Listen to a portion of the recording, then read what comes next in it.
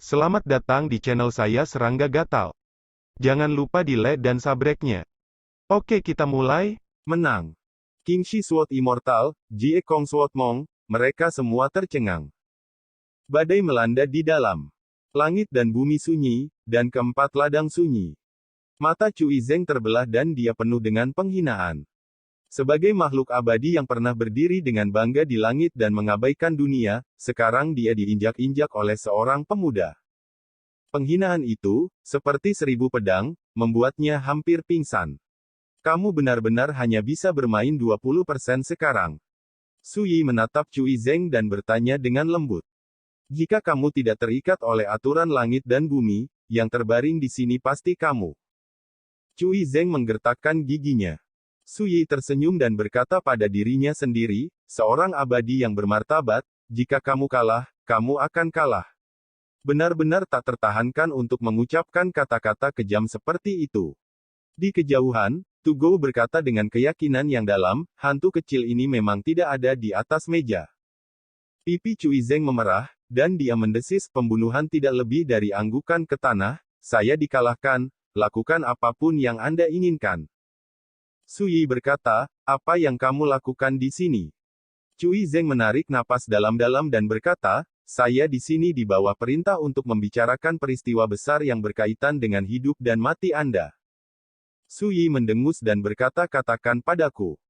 Cui Zengdao, saya mengirim kepala sekolah untuk membuat pernyataan, selama Anda setuju untuk membantu semua orang di area terlarang Feixian untuk menghilangkan kutukan pada tubuh mereka, semua hal masa lalu dapat dilupakan. Selain itu, selama Anda menyerahkan kekuatan reinkarnasi, kami akan memberi Anda kompensasi. Dan kami akan membuat kontrak untuk memastikan bahwa Anda tidak lagi dianggap sebagai musuh di dunia ini. Masa depan.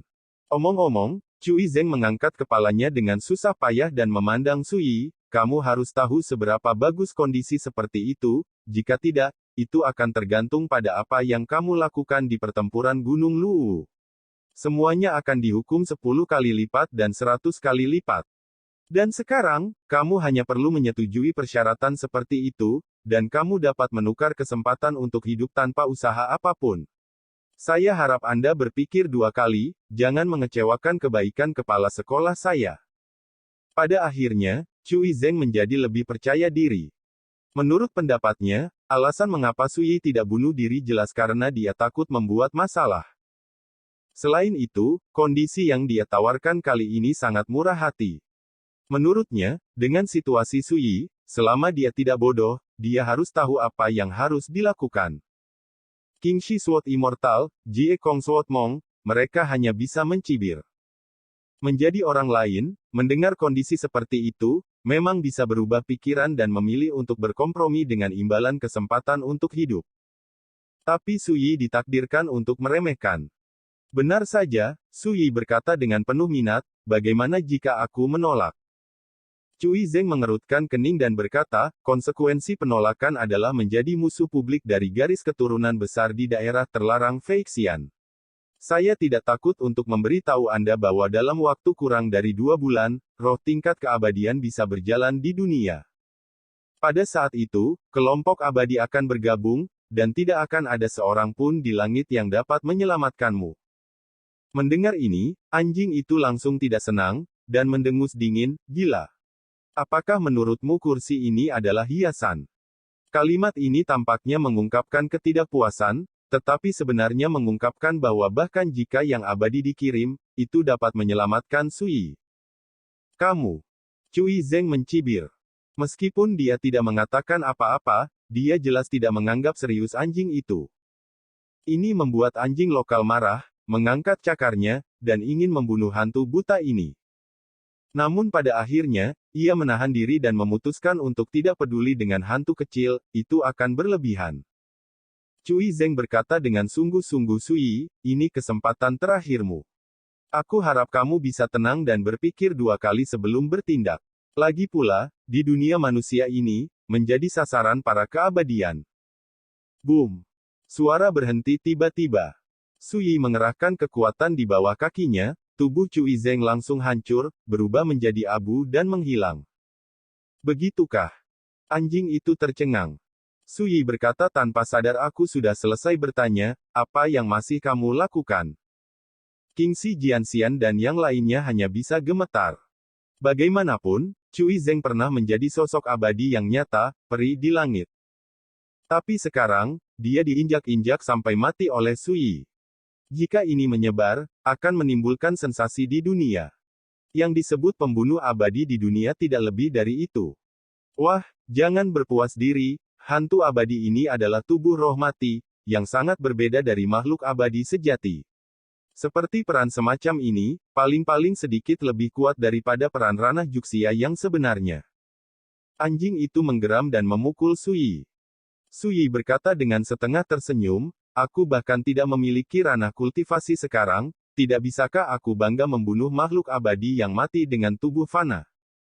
Segera, dia mengubah topik pembicaraan dan berkata, namun, Anda benar, orang ini memang tidak sedap dipandang. Anjing itu terdiam. Dia bermaksud memperingatkan Suyi untuk tidak meremehkan makhluk abadi itu. Tapi siapa sangka Suyi punya trik jahat. Apakah kamu benar-benar fana? Anjing itu mau tidak mau bertanya. Rasanya sangat membingungkan dan membingungkan, seperti menemukan misteri yang luar biasa. Tidak ada alam kultivasi, jadi seharusnya kan? Suyi berpikir sejenak dan berkata, namun, saya telah melangkah di jalur bulu dengan satu kaki, dan tidak akan lama sebelum saya dapat menyusun kembali Taoisme. Tugou ingin bertanya lagi, Suyi mengganti topik pembicaraan dan berkata, mengapa kamu ada di sini hari ini? Saya. Anjing itu berkata dengan buruk, apakah tuanku tidak khawatir anakmu akan dibunuh tanpa alasan? Suyi mengerti dan berkata, setelah kamu kembali, bantu aku mengucapkan terima kasih kepada tuanmu. Anjing itu berkata, apakah kamu mencoba mengusirku? Suyi terkejut dan berkata, apakah kamu masih akan tinggal di sini? Lihat, apakah ini manusia? Itu memamerkan giginya dan menyeringai, jika bukan karena perintah Tuhan, biarkan aku tinggal di sisimu untuk sementara waktu, aku benar-benar ingin pergi. Kalau begitu pergilah. Suyi tertawa. Terkadang menyenangkan untuk menggoda anjing ini. Anjing itu memelototi Suyi dengan kejam, dan berkata, aku masih tidak akan pergi.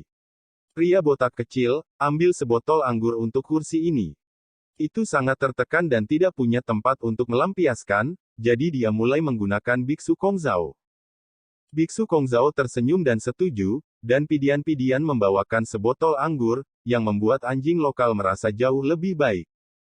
Oke, aku harus mundur sebentar, kamu bisa melakukannya sendiri. Suyi berbalik dan berjalan menuju kuil Jiekong. Anjing asli mau tak mau mengingatkan kamu benar-benar harus berhati-hati, jangan lengah, pemangsa yang sebenarnya di makhluk abadi yang mati masih terbengkalai dalam keheningan, kekuatan mereka jauh lebih besar daripada Anda bayangkan. Lebih menakutkan. Mari kita begini, jika bajingan mengerikan itu bangun, bahkan tuanku, mereka perlu memperhatikan.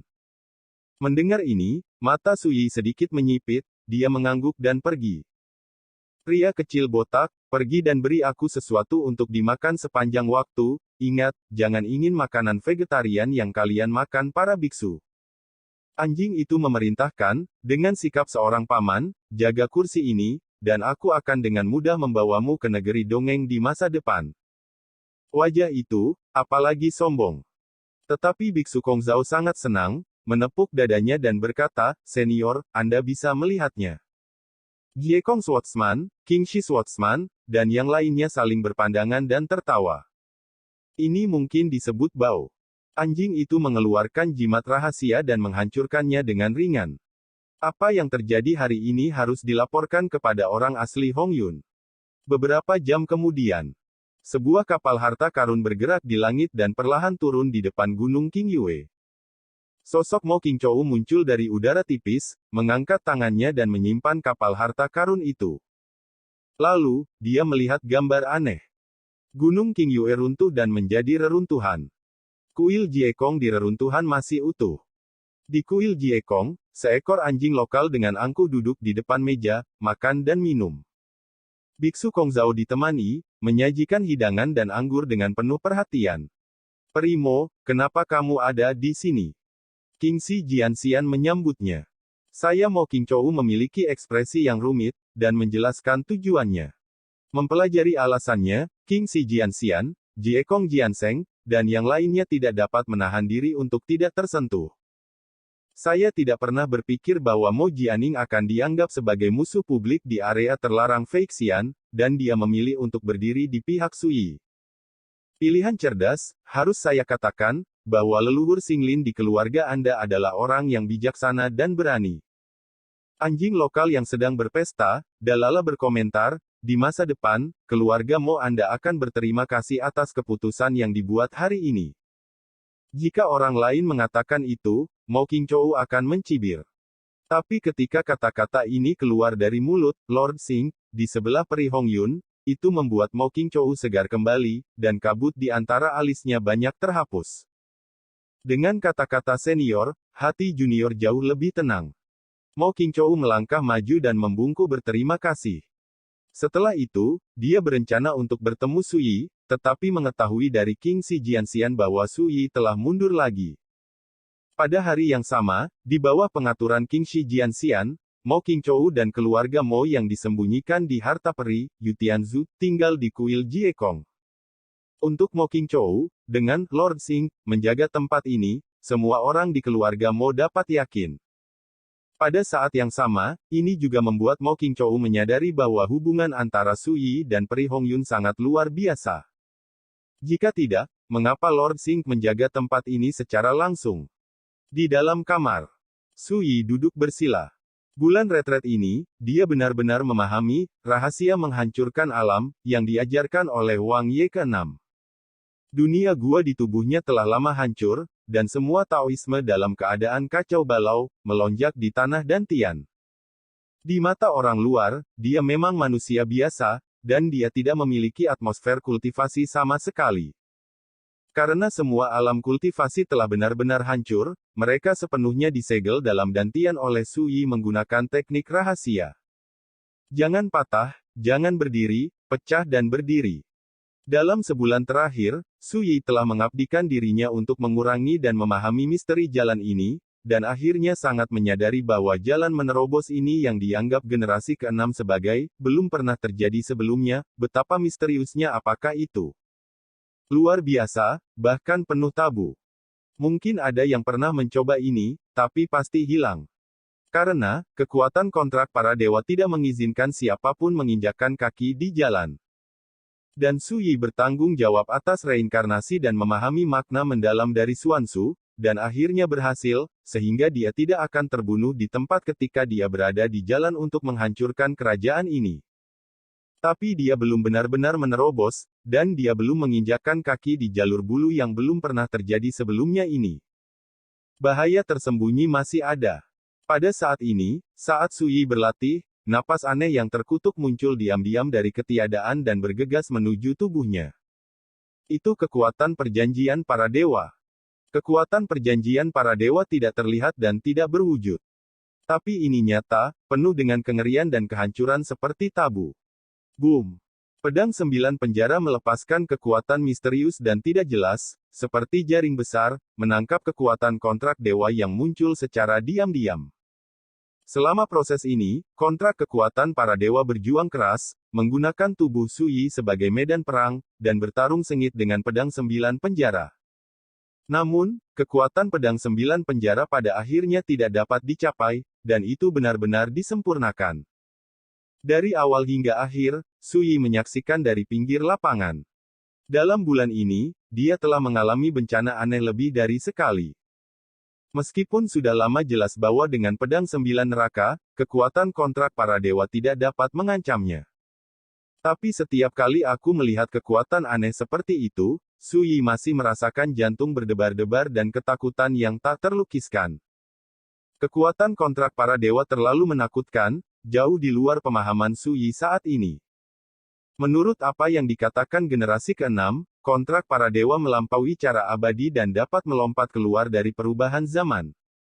Tanyakan pada diri sendiri, Sui tidak ragu sama sekali, jika bukan karena pedang 9 penjara, ketika dia menghancurkan dunia gua di dalam tubuhnya, dia pasti akan dengan mudah dilenyapkan oleh kontrak para dewa. Tidak heran generasi ke-6 menyebut jalan ini, belum pernah terjadi sebelumnya, setidaknya setelah kontrak para dewa muncul, bagi biksu lain, ini adalah jalan buntu. Sui diam-diam berkata. Segera, kekuatan kontrak para dewa menghilang sepenuhnya. Di dalam tubuh Sui, ada perasaan lapar dan kekosongan naluriah, seolah-olah setiap jengkal kulit dengan panik mendambakan makanan lengkap. Perasaan hampa dan lapar seperti berubah menjadi hantu kelaparan, yang membuat keadaan pikiran Sui mengalami siksaan kejam. Dia tidak pernah menyangka bahwa kelaparan akan berubah menjadi siksaan yang begitu kejam. Tanpa ragu-ragu, Sui mengeluarkan sejumlah pil obat dan mulai memurnikan. Tiba-tiba seperti musim hujan. Di dalam tubuhnya, kekuatan Taoisme seperti keos terus menggembung, berfermentasi seperti adonan, tak bisa dijelaskan. Hanya 3 jam. Kekuatan pil obat disempurnakan, tetapi rasa lapar yang sudah dikenal melonjak lagi. Sui segera mengeluarkan pil obat lagi. Untungnya, beberapa waktu lalu, dia memanen piala yang tak terhitung jumlahnya. Setelah menyempurnakan obat ajaib di tungku penambah langit, itu berubah menjadi kumpulan ramuan yang tak tertandingi. Dengan cara ini, Sui mampu mengimbangi rasa lapar seperti jiwa setiap kali selama retret selama sebulan terakhir. Bahkan, dia tahu bahwa itu bukan rasa lapar yang sebenarnya. Taoismenya, yang sedang dihancurkan dan dilahirkan kembali, dan nirwana dalam kekacauan.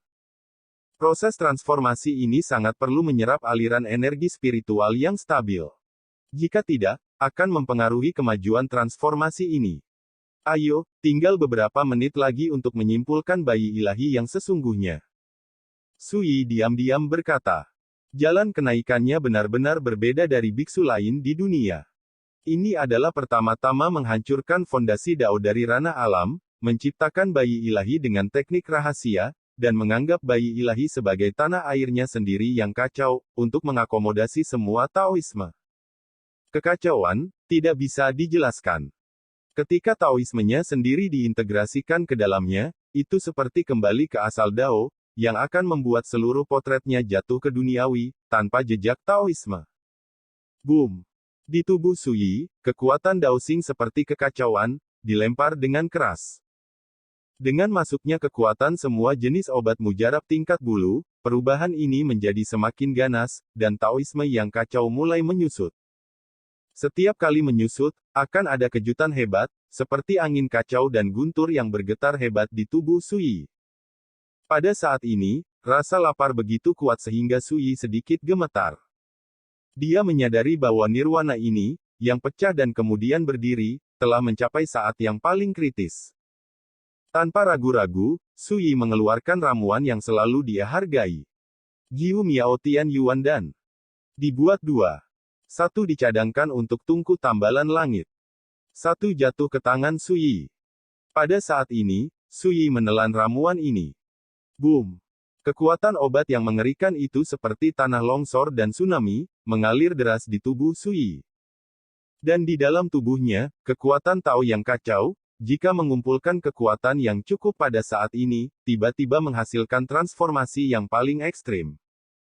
Transformasi semacam itu luar biasa dan luar biasa, seperti pencipta mengayunkan kapak raksasa untuk membuka kekacauan dan mengembangkan adegan paling primitif. Semua jenis wawasan misterius juga muncul dalam suasana hati Sui seperti gelombang. Pada saat yang sama, dunia luar. Di kedalaman langit di tengah malam, awan perampokan aneh muncul, diam-diam, tanpa menimbulkan gerakan apapun. Awan perampokan seperti tinta, bergejolak hebat, dan cahaya perampokan menakutkan seperti mendidih dan terbakar. Tidak jelas, di bagian terdalam dari perampokan, ada aturan urutan seperti rantai yang tak terhitung jumlahnya terjalin dan berkedip-kedip. Hah! Orang itu tiba-tiba muncul di luar ruangan, melihat ke kedalaman langit. Kemudian, pupilnya melebar, pucat ketakutan. Ini sungguh malapetaka. Rasa dingin yang tak terlukiskan melonjak ke dalam hatiku, dan anjing itu menggigil, menyebabkan ketakutan dan kecemasan yang tak terkendali. Bencana menjadi makhluk abadi yang saya temui saat itu jauh lebih tidak menakutkan daripada bencana ini. Anjing itu mencoba membuka matanya lebar-lebar, mencoba merasakan sesuatu. Tapi dalam sekejap, ia mengerang, gemetar, berkeringat dingin, dan bulu di sekujur tubuhnya berdiri. Dia bahkan tidak berani mencoba merasakannya lagi. Kekuatan azab terlalu tabu dan menakutkan, bahkan dengan Taoismenya, jika dipaksa untuk merasakannya, ia tidak dapat menanggung akibatnya. Ia langsung tercengang dan tercengang. Apa yang dilihatnya? Di bagian terdalam dari awan perampokan, di mana tak terhitung aturan dan perintah saling terkait, ada sosok ilusi seperti dewa. Inkarnasi surga. Atau, dewa yang dikabarkan. Pada saat ini, anjing itu membeku di mana-mana, tidak berani bergerak sama sekali, pikirannya mengalami kejutan yang belum pernah terjadi sebelumnya, dan kesadarannya menjadi kesurupan. Tidak jelas, anjing itu seperti mendengar lantunan pedang. Sepertinya melihat bayangan pedang hantu, berayun ke 9 langit, bergegas ke bagian terdalam dari awan perampokan. Sepertinya saya juga melihat bahwa awan perampokan aneh menghilang. Persetan, apa-apaan ini? Anjing itu hanya bisa mengutuk dengan suara rendah. Sebelumnya, ia ketakutan setengah mati dan menggigil. Dalam kesurupan, bencana aneh ini telah menghilang. Mata Tugou berbinar, menatap ruangan tempat Suyi berada. Firasat bahwa malapetaka terlarang ini pasti terkait dengan Suyi, dan bahkan kemungkinan besar malapetaka pihak lain menerobos alam dan melangkah di jalur kenaikan. Lupakan saja, belum terlambat untuk bertanya lagi saat dia meninggalkan perbatasan. Anjing itu menahan keinginannya untuk bergegas bertanya. Mencoba menenangkan diri. Sebuah bencana muncul secara diam-diam, dari awal hingga akhir, bahkan hanya saya yang menyadarinya. Orang lain, bahkan tidak mengetahuinya. Selain itu, ada aturan dan ketertiban aneh di kedalaman awan perampokan, dan ada juga hantu seperti dewa, yang tidak diragukan lagi terlalu luar biasa. Pasti ada misteri besar dalam diri anak bernama Su ini. Mungkin Tuhan melihat ini dan memandangnya secara berbeda. Jalan rahasia anjing. Di dalam kamar, Suyi duduk bersila. Itu biasa-biasa saja, bahkan tidak ada jejak fluktuasi napas. Di dalam tubuhnya, dia menyadari nirwana yang belum pernah terjadi sebelumnya. Dalam dantian, kekuatan kacau Taoisme, indah dan cerah, seperti langit berbintang, terjalin menjadi prototipe pedang Tao. Secara bertahap, prototipe pedang Dao menjadi kokoh. Kekuatan itu seperti kekacauan, dan pesonanya sempurna. Diidentifikasi dengan hati-hati, kecuali bahwa tidak ada rantai ilahi, itu persis sama dengan pedang 9 penjara. Ini adalah sejenis nirwana yang bisa dikatakan telah merenggut nasib baik, direnovasi dalam kehancuran, nirwana dalam kehancuran, dan tersublimasi secara maksimal. Hal yang paling luar biasa adalah bahwa semua kekuatan yang dimiliki Suyi, bahkan nafas, menghilang dari permukaan tubuh, tertahan di tubuh, dan menyatu menjadi pedang di dantian. Dari luar, transformasi yang belum pernah terjadi sebelumnya seperti jatuh ke dunia biasa dan berubah menjadi manusia biasa. Tentu saja, ini hanya penampilan. Boom! Dalam dantian, pedang Dao mengaum, dan kekuatan Dao Xing yang kacau mendidih dan mengalir, berputar-putar, seperti kekacauan.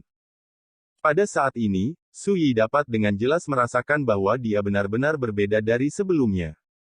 Seolah-olah esensi kehidupan telah mencapai transformasi yang ekstrim, menghilangkan keunggulan. Yang berbeda dari masa lalu adalah Suyi telah memulai jalur bulu yang unik dan tak tertandingi. Alamnya saat ini disebut Huafan.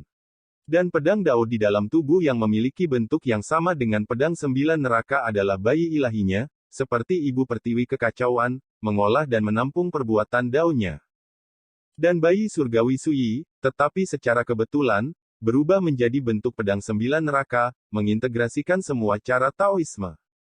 Keduanya sangat berbeda. Akhirnya terobosan. Suyi menghela nafas. Sedikit kepuasan dan sedikit emosi. Sekian dulu dari Mimin. Terima kasih.